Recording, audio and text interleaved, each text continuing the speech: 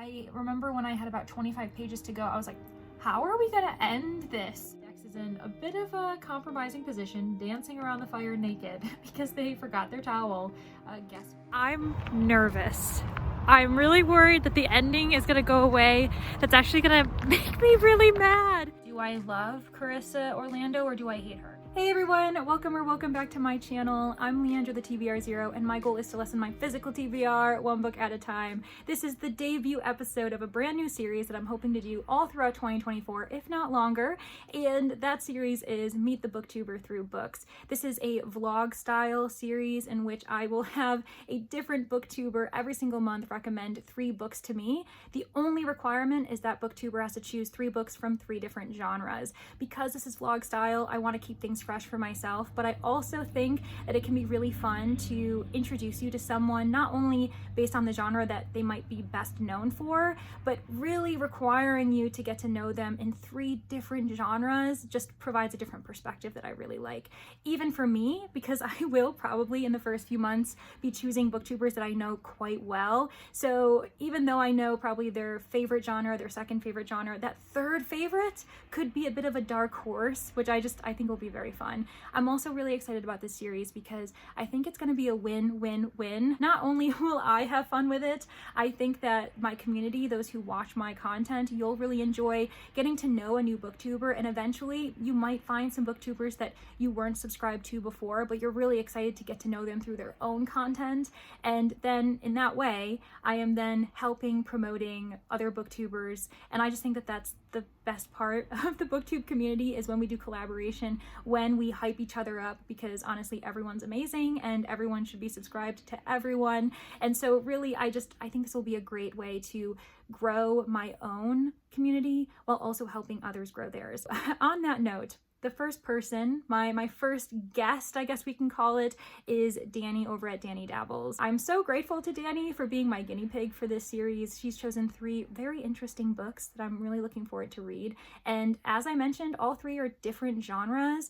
2 of them are genres that Danni's very much known for, and the third is one that she just got into in 2023, which I'm so excited about for her. They all have the same theme of being a bit cozy and campy, which I really appreciate, but as I said, the books themselves, the content is very different. If you have no idea who Danni is, well, she's linked below, and so I highly recommend you just subscribe to her now, because I'm sure that by the end of the video you're going to want to anyway. Her channel did start off as a sci-fi and fantasy focused booktube. She still reads those 2 genres, fantasy a bit more heavily than sci-fi, but she's decided that she's going to change that in 2024 and return to her roots, reading a bit more science fiction than she did last year. However, she also reads other genres too. She got more into horror this year, as well as thrillers. I have gotten her into a few more mysteries, which I'm very proud of, and she also has read romance in the past. So she really isn't someone who can be pigeonholed in just a couple of genres, which I think speaks to booktubers as a whole. Most of us read all genres, even if we have our kind of top 2 or 3 favorites. On her channel, she has kind of the usual content. She'll do TBRs, wrap-ups that are highs and lows, which I really enjoy that kind of concept. She'll also do book tags. She's getting into reading sprints. The 2 elements that I associate with her the most include chunky reads and series. So I love that Danni adores chunky reads, honestly, more than I think anyone else that I've ever met. As someone who's intimidated by that, she really inspires me to try and read bigger books and appreciate the investment that they make me put into them.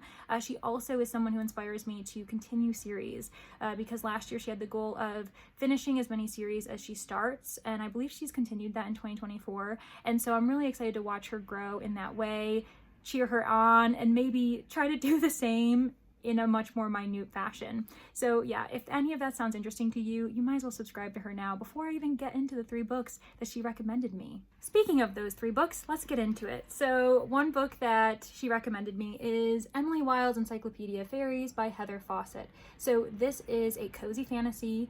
The second book is coming out at the end of January. If I love it as much as we kind of are hoping, then Danni and I are gonna buddy read, the second book in this series. So I'm really hoping that I like it. It follows Emily Wilde. She's a scholar.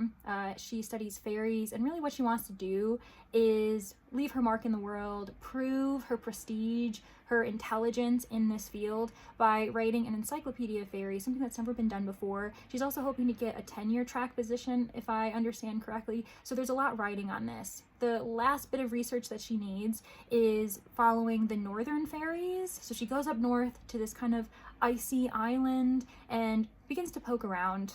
Things don't go exactly as planned. I believe she's probably going to get into a lot of trouble, and I'm looking forward to seeing what I think about it.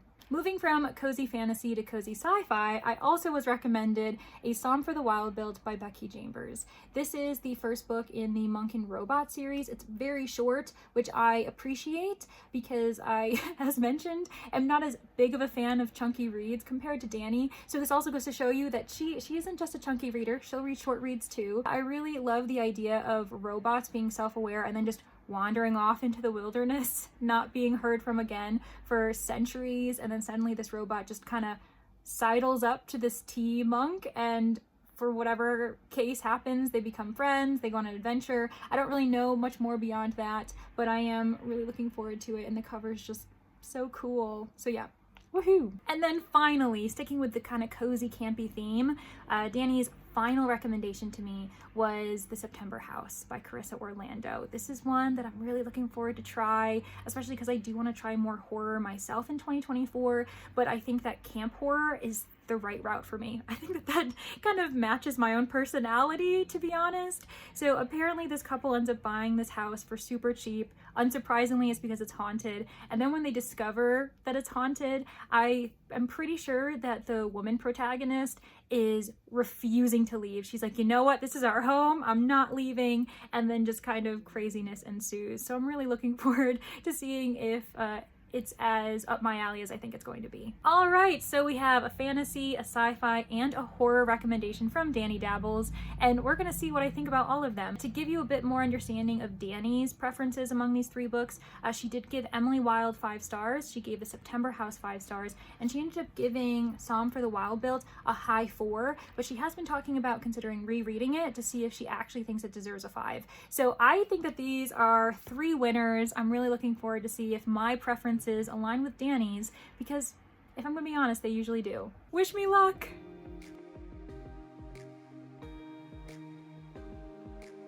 Welcome to the first update in this vlog. The book I decided to start off with is Emily Wilde's Encyclopaedia of Faeries. I've read the first 100 pages, so I'm about a third of the way through. I am actually wearing my A Dragon Ate My TBR merch because I thought it was fitting, even though a dragon has not appeared in the story yet, nor do I think it ever will. If you find it as adorable as I do, the link should be below, and all profits go to the American Library Association. Back to the book though, Emily Wilde has arrived at Losland. I'm not sure if I'm pronouncing it right, but you can know that it's a Nordic, icy setting. Winter hasn't set in yet, but it is due to come in the next couple weeks, if not within a month at the most. And Emily is joined by her puppy companion. I say puppy, he's an old soul, but Shadow is already winning my heart, I'll have to say. Being 100 pages in, I will say this is when the action has kind of started to roll. Not too much has happened. A lot of it's been kind of laying down the land, having us understand Emily, have her learn more about the locals, their customs, their traditions, their expectations for her as a guest in their community, and how she's really being terrible compared to their standards and what they expected her to be like. She's not really a likable person, but I kind of find that endearing. She is a scholar through and through. Her research comes first beyond anything else, and that often makes her seem cold, unapproachable, and not as empathetic as some people would like, depending on the situation they're dealing with, especially if they are dealing with some malevolence as far as their interactions with the Fae, the courtly fairies that she's trying to research. The reason why she's trying to research them is because they're the last part, the key to her completed encyclopedia. Not much research has been done in this location about these specific fairies, and so that's why she thinks that this could kind of be, I don't know, her edge, the thing that sets her apart from all other researchers in her field. So she really wants to make a name for herself. I am understanding why people really enjoy this, especially because, to be honest, it actually shares a lot with Golden Age detective fiction. Hear me out. So what I personally really enjoy, which I think can be hit or miss for people who aren't used to it, is that it is a bit of a distant narrative. The way that she's writing, we're learning from Emily's perspective. She's writing it like journal entries, documenting events, and that immediately reminds me of Golden Age detective fiction. Oftentimes the narrator is someone who's really recording events either because they've been asked to do so, they're doing a newspaper serialization or something like that. It's very Poirot Hastings-esque, if you understand that dynamic. So Hastings was known for documenting all of Poirot stories. Not all, but like some Poirot novels have Hastings as the narrator. An even older classic example is Sherlock Holmes and Dr. Watson. Dr. Watson was the chronicler. He would write down basically all of Holmes's amazing feats, and then they'd be, you know, printed in the fake newspaper in their world. That's kind of the feel I'm getting from it. It's very nostalgic for me, and it's very much a comfort element, which I don't think can be for everyone, but I'm finding it very endearing and I really love it. I will say that I'm having a hard time with the footnotes, and only because I don't think my eyes are trained to look for them. Like the little asterisk that is often at like the end of a word, I will get to the bottom of the page and I'll see an asterisk or two and I'll be like, oh, we had footnotes? And I'll have to go back and like leaf through and try to find it so I can understand what the information is attached to. I would say you actually can ignore the footnotes if you don't really care about them, but maybe that's insulting to those who adore this book. I'm still really enjoying it though. One element that I'm glad has joined the kind of fold of this narrative is that we've had another scholar, and he is the exact opposite to Emily Wilde. I can't tell if there's meant to be a love interest in this. Like, I don't know if his name's Wendell Bambleby, if Bambleby's meant to be a love interest or not. I'm down for it if he is. However, he's eccentric. He's completely the opposite of Emily Wilde. So if they are meant to kind of have a romantic subplot, then it's definitely going to be opposites attract. He is way more patient with her. He seems to be thinking that they're like the best of friends, and Emily's like, I hate him, which I find to be very humorous. Even though he's there to help her and he has helped her in certain elements, I can tell that he's also going to be a hindrance for her in other areas, and so I'm interested in that dynamic and how she's going to have to navigate with it. I don't really know what to expect in the next 200 pages. If I feel like giving you an update before then, I will, but if not, I will see you at the end of this book. A very quick update. Emily Wilde is crazy. She just did something that I 100% did not expect, and it was like two things. One, I was like, okay, this tracks with her. And then the action she did immediately after, I was like, girl, you're nuts. So far, I have, I think, a little less than 100 pages to go. And really, I'm just appreciating the character development. I really enjoy Bambleby and Emily, how they interact with each other. Bambleby being like the scholar that arrived, and they're opposites, but they just complement each other really well. He is like so accepting of her oddities and her choice to always prioritize research and even her coldness, and it kind of makes sense why he respects it. I don't want to give anything away. And also there was a certain change in the narrative style that I haven't seen since, but it happened once, and I really liked the change of it. It was surprising to me. It was perfect because I had just taken like a break. So it was a bit like maybe like a day later, I picked up the book again and I was like, wait a second, what am I reading? And then I realized what Heather Fawcett had done, and I really liked that. So far, I'm really liking it. I'll probably finish it today, and I don't know, this is really vibing with me. I like that it's cozy, but with a side of darkness. I know that some people have had that issue where they feel as though the book is having a bit of an identity crisis, but for some reason it's really working with me, and I think it's because the darkness always tends to blend really well with academia, and because she's an academic, because a lot of her choices are grounded in her research and in her desire to be like this brilliant, intelligent, you know, woman in her field, I like it. So yeah, this is interesting. Okay, back to reading.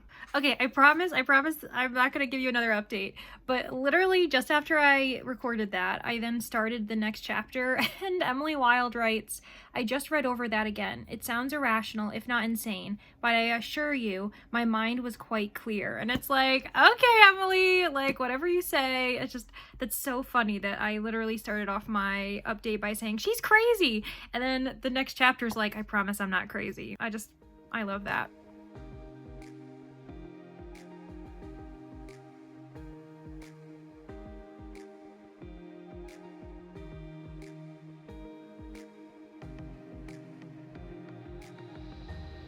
I finished Emily Wilde's Encyclopaedia of Faeries last night. I am currently on Katie's sprints now, so this is going to be a quick update, hopefully. So I'm going to give this book 4.5 stars. Honestly, it has consistently been a lovely time. I think the strongest element to it is its character development. I understand that the slower pace at times can be rough for some people, especially if they like their fantasies to be very much high action packed. But with this, I think what really worked for me is the fact that you just get to wade in these characters. I am totally fine with meandering if the characters are lovable or they're complex enough and I enjoy their company. I honestly, a lot of times when I'm reading a book like this, feel as though I'm sitting around a table with them, watching them interact, getting to know them while they get to know each other. And so I was pretty fine with just watching conversations take place, learning more about Emily, about what her goals are, watching her learn more about the fairies. The reason why I'm giving it a 4.5 and not a 5-star, for instance, is for pretty minuscule things. For instance, there is an element of her character that I feel as though was pushed too hard, and it was just mentioned all the time to the point where I'd already accepted it, and I also already expected it of her character. So when she was making decisions, I knew for a fact that this part of her personality was at play, but Heather Fawcett kept having to let us know.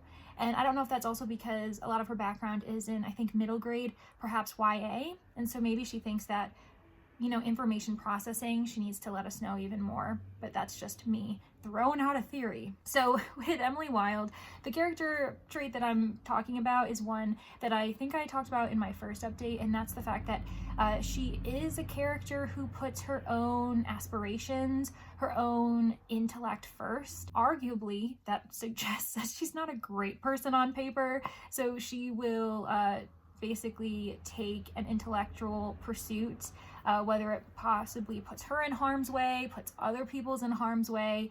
And so there were moments when she was doing that throughout the book, and it could potentially look as though she was doing it to protect others, to save them from something while she's doing this. But obviously we know her character, and so we should know at this point that yes, that's a boon. It's great when you save other people's lives, but in reality, what she really wants to do is further her research. She wants to learn everything she can about the fairies because she literally is an expert, but even though she's an expert, there's so much more to know about them, especially the hidden ones, those that are in these icy depths of Lochland and no one really knows about them. By the kind of like 4th or 5th time, I was like, I get it. I know that she's a great character and I love it. You do not have to tell me anymore. So that was a really small thing. The larger reason why I'm giving it a 4.5 is because I felt as though the ending wrapped up so quickly. I know I just talked about how this was a bit of a slow burn, not just for the romance, because there's romance in here, but it's a slow burn just for the conflict, the fantasy element that we're going through.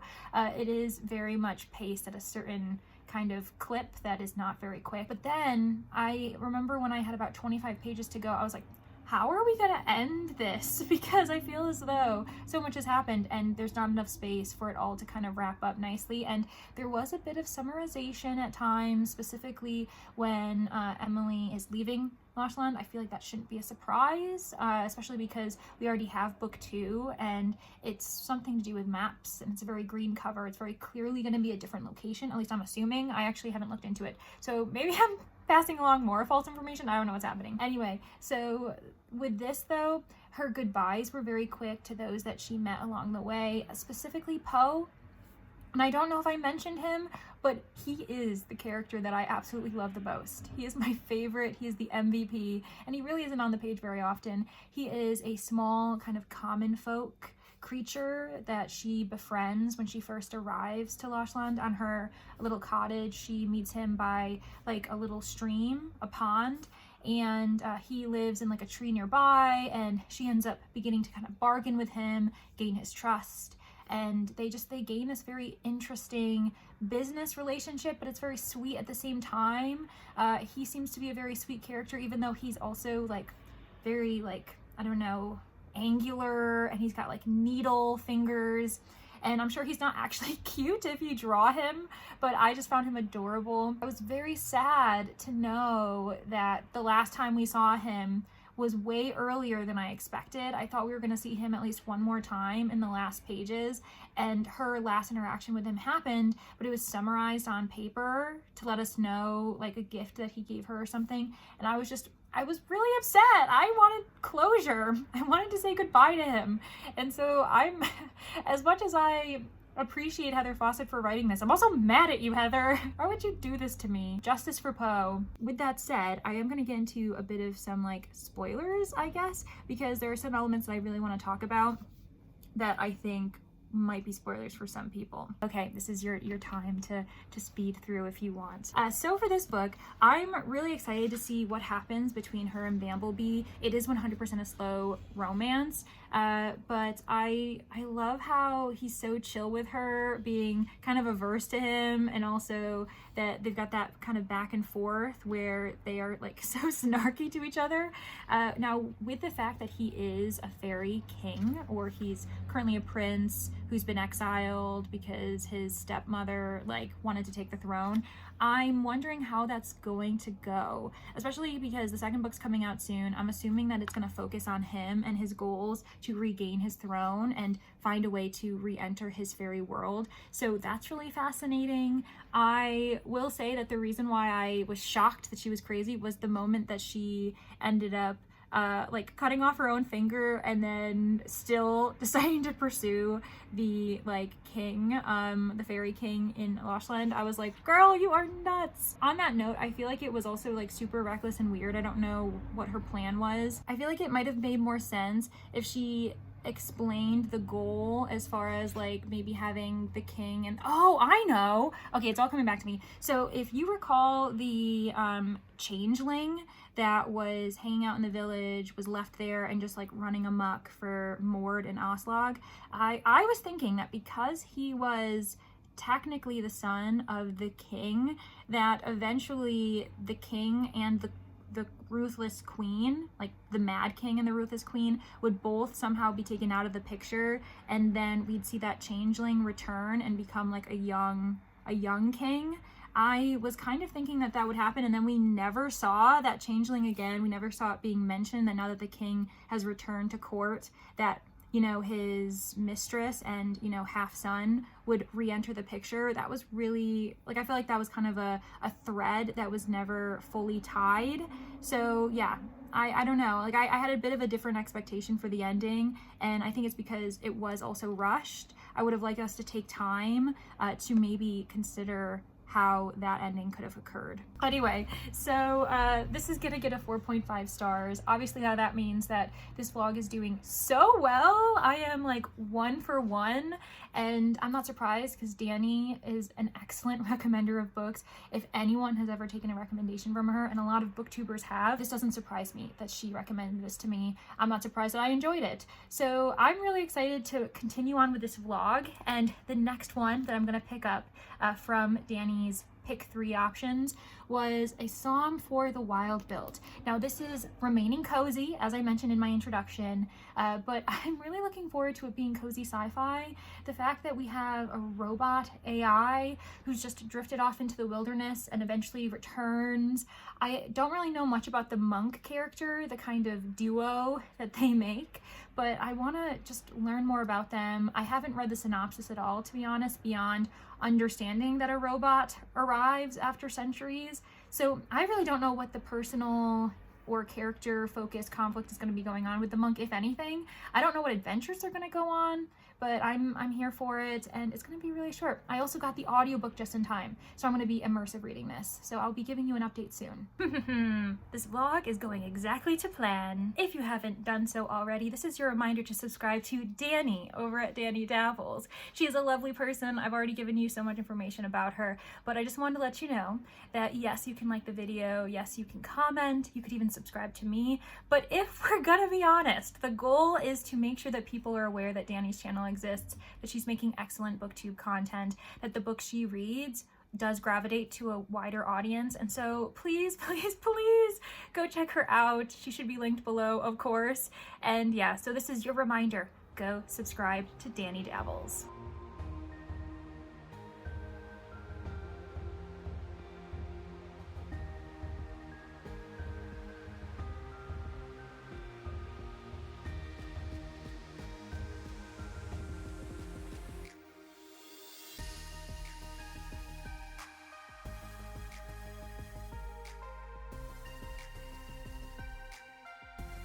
I am on page 50 of A Psalm for the Wilde-Built, so I'm about 33%, a third of the way through. I'm immersive reading it, and I'll say that I am having so much fun.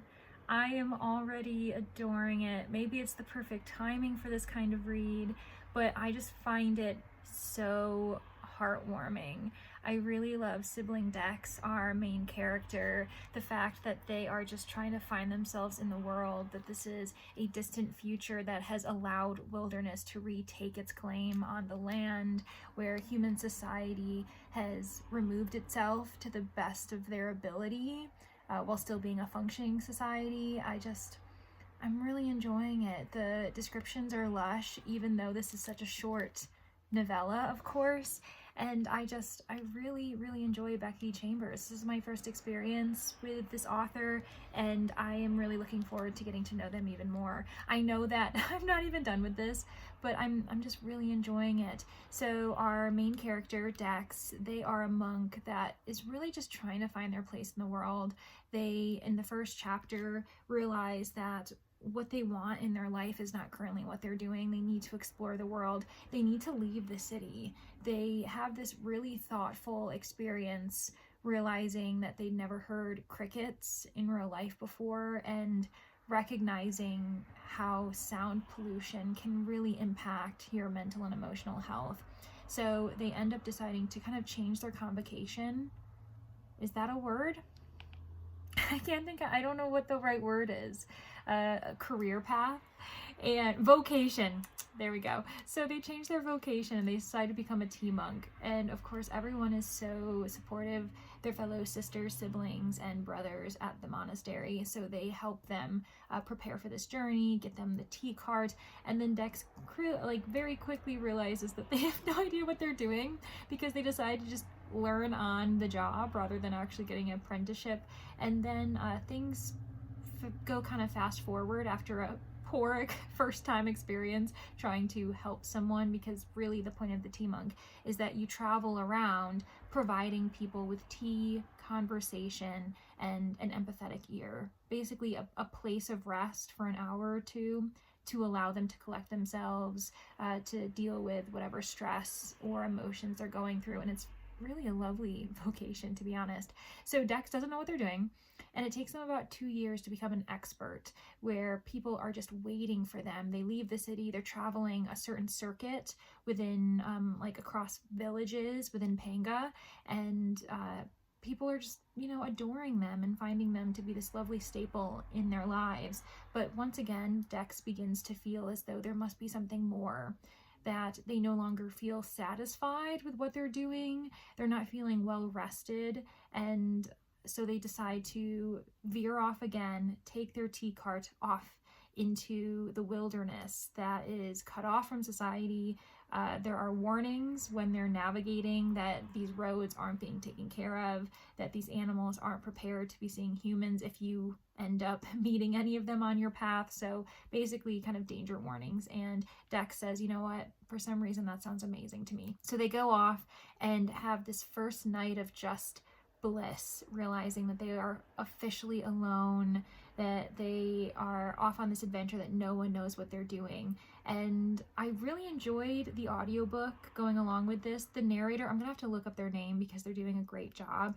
And there are parts where Dex finds out that they can still link up to a local radio station far off, and so they start listening to like kind of folk music, and the narrator sings the musical lines, and I found it really endearing. Like, they have a great voice. And then as Dex is in a bit of a compromising position, dancing around the fire naked because they forgot their towel, guess who tromps through the forest and arrives at their campsite? The robots. And it's just a very humorous scene. I'm laughing a lot. I love that Dex is 29. I don't think I mentioned that, and I happen to be 29. This is the second book in a couple months' time where a character has been the same age as me, and for whatever reason, it's so nice to see that. Not that it would really matter if they were 28 or 30, but I don't know why, I just get this sudden joy, a burst of happiness to see that someone's my age. And Dex is just such a funny, like, doing their best character, and I think I relate to that. So I've just been showing praise. I literally have no notes. I am really looking forward to seeing how this book ends. Obviously, this is in 5-star range at the moment, so I'm gonna keep reading.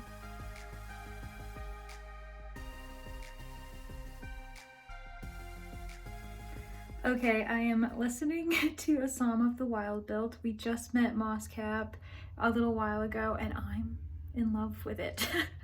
I love this robot so much. It is just so genuinely excited and lovely and kind, and I love the tangents that it goes off on explaining what other robots might be doing, and just the robot culture in the wilderness, two things you just don't think about, you would never put together, and oh my gosh, I would do anything for Mosscap. I also love that Mosscap's name is Mosscap, that robots, when created, name themselves off of the first thing that they see, and Mosscap happened to see a cluster of mushrooms. This is just, it's amazing. Also, yes, those are all the dishes I have to do. Please don't judge me. I'm still practicing the art of being an adult. That is my update. Okay, that's it. Bye.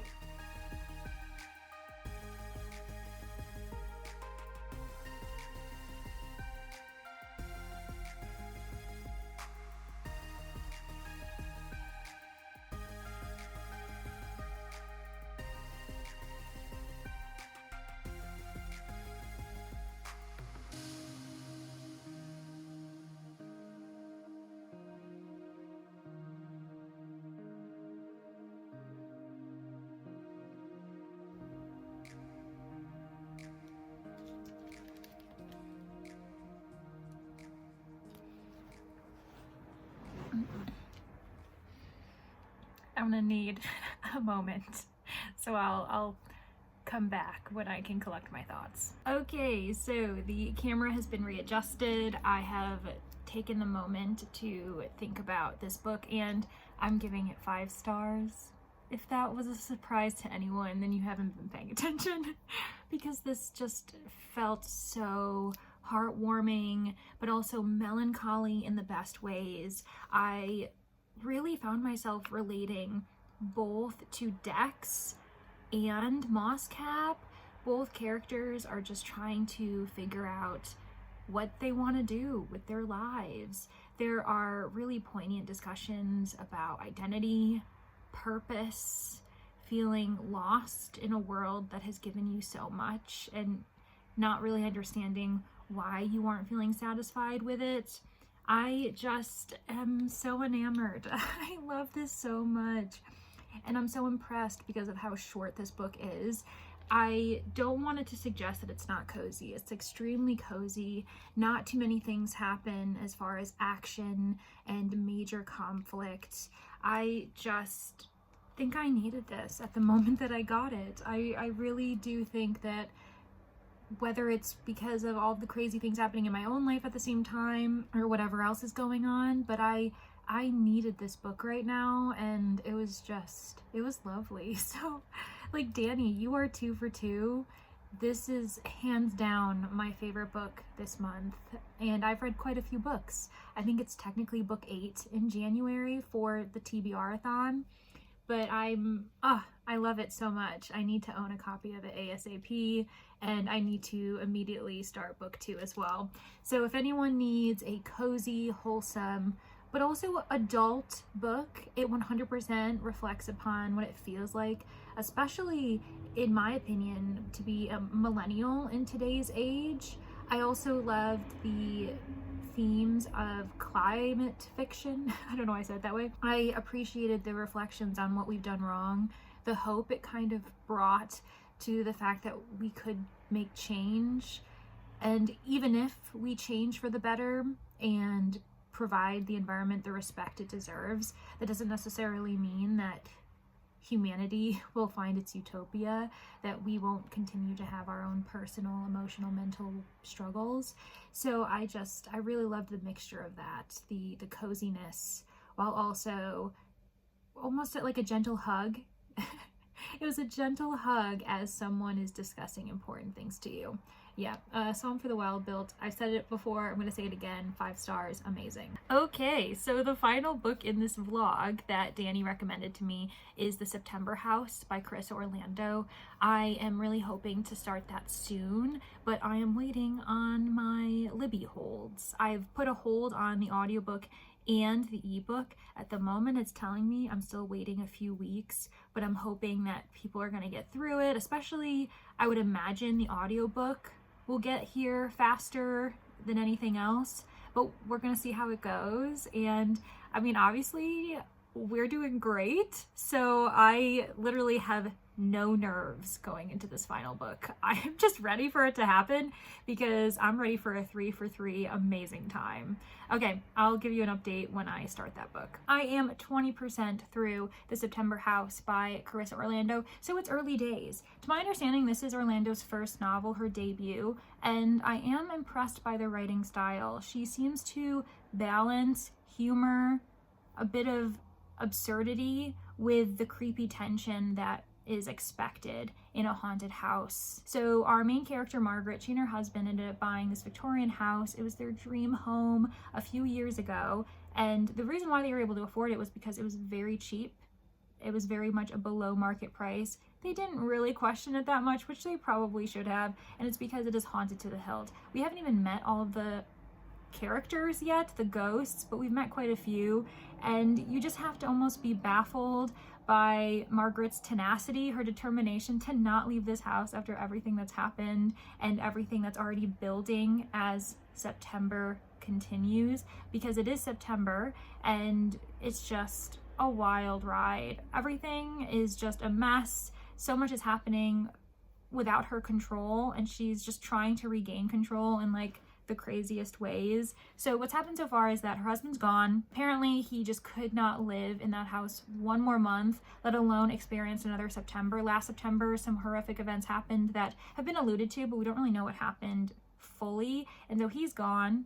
Margaret is left in the house alone with her ghosts, and her daughter is now going to come to town because she's really concerned about her mother. She's concerned about her father, who's gone officially MIA. Like, he hasn't even reached out to his daughter, so she's freaking out, and she's never actually been to the house before in general, let alone in September when everything ramps up. The walls start to bleed, all of the ghosts seem to kind of come to life in their own way, and there's a specific ghost in the basement that everyone is terrified of. It's boarded up, but because the daughter is coming, Margaret has to remove the boards to try to make the home feel as normal as possible so that her daughter doesn't really realize what her parents have been living through. And you know it's gonna be such a mess. I am really trying to figure out where this narrative is going, and at the moment I'm enjoying it. I'm finding it really interesting. I'm gonna hold off my official thoughts for the end when I finish it, because there's just so much to the novel that I really don't know how I'm gonna feel by the end. But at the moment, Carissa Orlando, you've got me intrigued, and I'm looking forward to seeing what happens next. So stay tuned.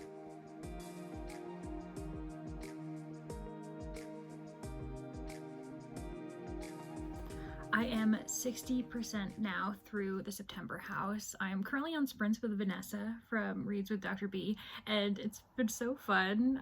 This is my first time on her sprints, and so I had to kind of take a moment to also highlight another amazing booktuber. Even though this entire vlog is dedicated to Danni from Danni Dabbles, I had to spread the love because I've just had a really great morning with Vanessa. I also just realized that I don't know if anyone else notices, but in my videos when I'm recording here, you can see I have a wall of ghosts. I have a few artists that I really appreciate that draw very cute ghosts in mundane situations. Like this has a bunch of ghosts at a carnival.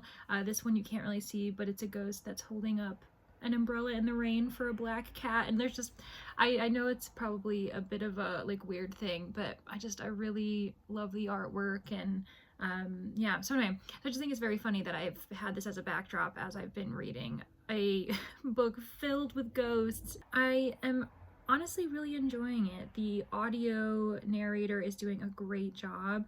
The voice actor is really making me appreciate Margaret, our main character. She's throwing in the humor.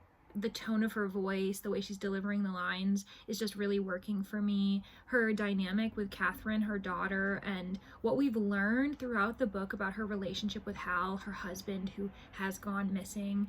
I have some thoughts about him and some predictions as well because I have about 40% of the book to go. I actually have a lot more. I keep thinking, oh my gosh, like where's this narrative gonna go? And I still don't fully know, but things are escalating. The fact that Catherine is there and that she is kind of taking up a lot of Margaret's time, taking her away from the house, has been causing some really interesting reactions by the house and its inhabitants.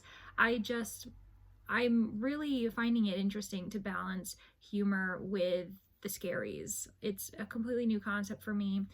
Last year I did read The Night House by Joe Nesbo, and even though that book wasn't that great at the end, just because I don't really know how to react to the ending of it, I also found myself appreciating certain humor and sarcasm. So this is a new kind of vibe for me.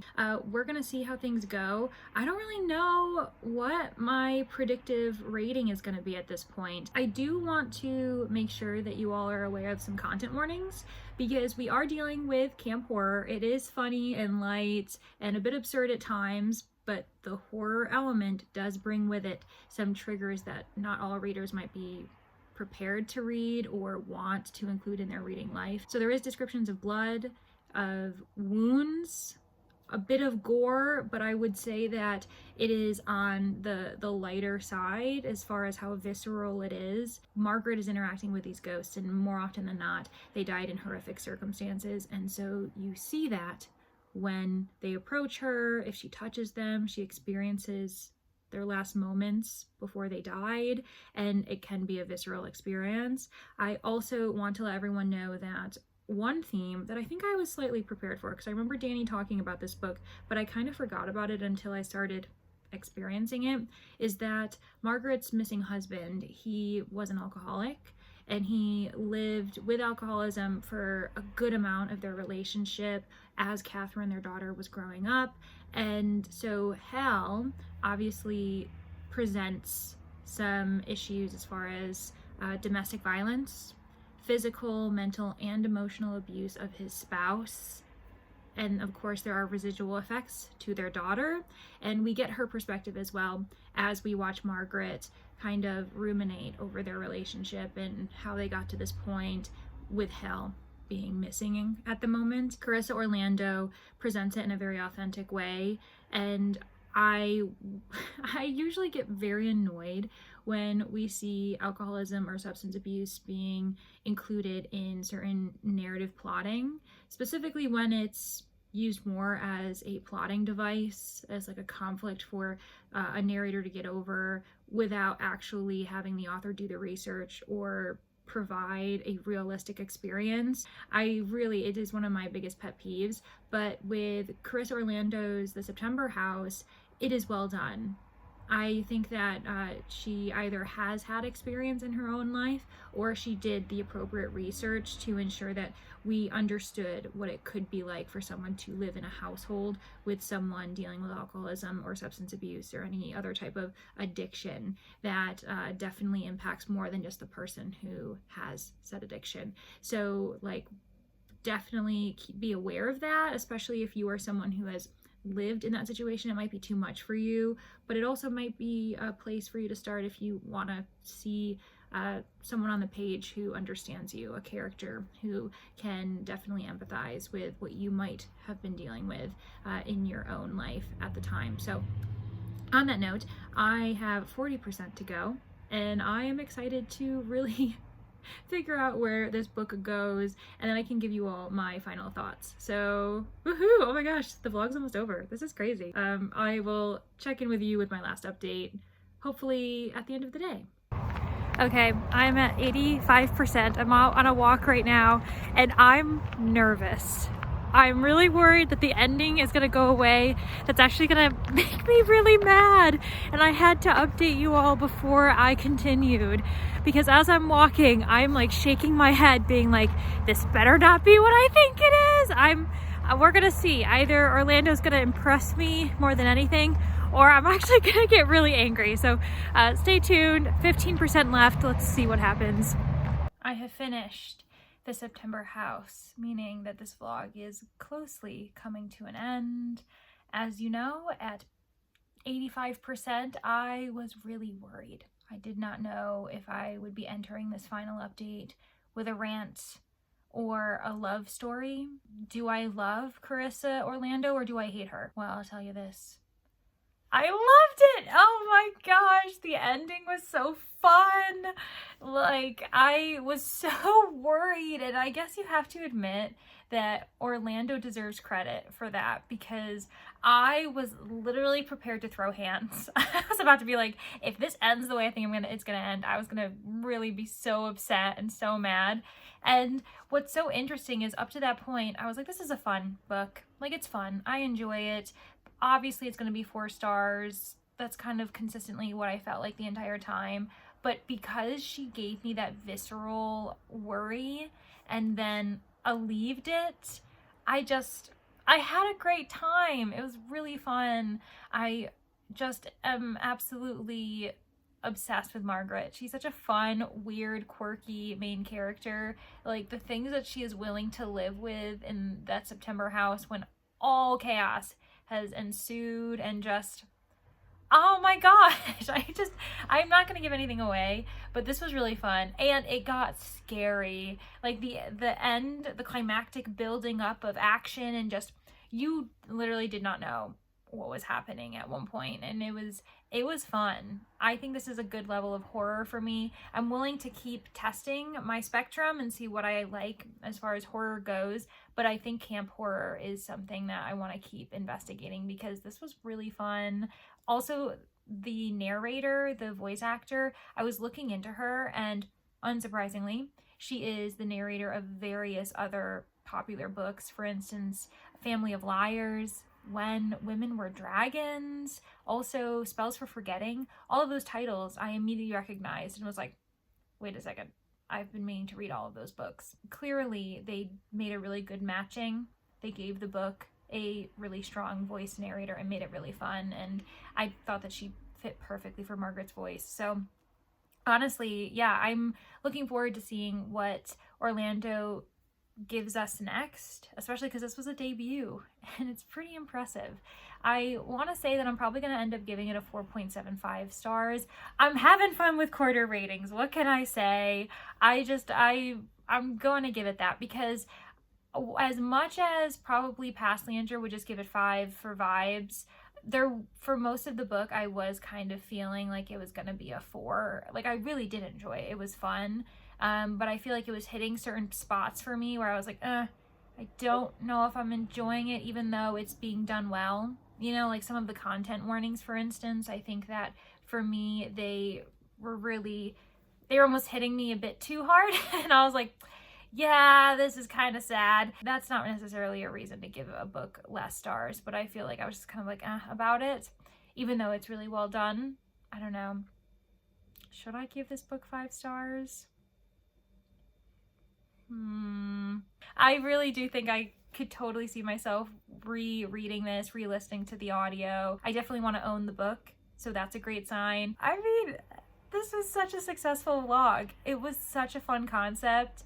The ups and downs ended up being worth it for me. Yeah, this was really fascinating. I'm probably gonna wrap up everything tomorrow morning because the lighting, and also I want to give myself time to sleep on it to really think about the experience fully. But yeah, I'll talk to you guys in the AM. And that's a wrap for my first episode of Meet the Booktuber through books. Thank you so much to my guinea pig, Danni, over at Danni Dabbles. Obviously, you should all just go subscribe to her, go support her content, whether it's watching, liking, and or commenting, because she deserves it all. She gave me 3 amazing recommendations. I gave every single book 4 or more stars. And to recap, Emily Wilde's Encyclopaedia of Faeries by Heather Fawcett, I gave that 4.5 stars. I then gave The September House 4.75 stars. I did sleep on it. I don't know if I want to give it 5 stars completely, but because it was so good, I'm giving it a bare minimum 4.75. And then finally, the overall winner, I didn't realize this was a competition, but it suddenly became one, was A Psalm for the Wilde-Built by Becky Chambers. I gave that book a solid 5 stars. It deserved all of them, every single quarter point. I loved it so much. So yeah, thank you so much, Danni. I obviously don't regret reading any of these. They were amazing, and I really look forward to continue getting recommendations from you and taking them, hopefully sooner rather than later. For those of you who really enjoyed this vlogging experience, who want to see me do Meet the Booktuber again, don't worry, I already have my next victim. For February, I plan on reading 3 books recommended to me by Brittany over at Brittany Loves Reading. So this is actually a part of a bigger project that I'm doing with a bunch of other booktubers. More to come on that, but what you need to know is that I'm reading 3 books by her, and those 3 books happen to include Inkblot Sister Scribe by Emma Torz. This is an urban fantasy magical realism. It's a bit of a chunkier read than I tend to have, but I'm really excited because I own it, so I'll be taking it off of my physical TBR. Another book that she recommended to me, which kind of started it all, was If We Were Villains by ML Rio. This is a part of a certain area of reading that Brittany's really known for, and that is dark academia. I've actually already started it. There will be updates to come. And I also am going to be reading a fairy tale retelling, because that's another thing that Brittany tends to be known for the Wolf by Hannah Whitten. According to Goodreads, which I don't know if we can trust it, it is deemed a romantasy under multiple tags, so we'll see if that is something I'm interested in or if that's an accurate tag, but I'm really excited for it. So if you want to see me do that video, it might be smart to consider subscribing to me, liking the video, commenting, and also ringing that little bell so that you're notified when that video comes out. And you could always kind of jump the gun and subscribe to Brittany because she's also amazing. And as of recording, she's very, very close to 1,000 subscribers, and she too deserves all the love. So yeah. Anyways, that's enough for me today. I hope you all have a great one. Please let me know what you're reading in the comments. What did you think about these 3 books? And I really do hope to see you in the next one.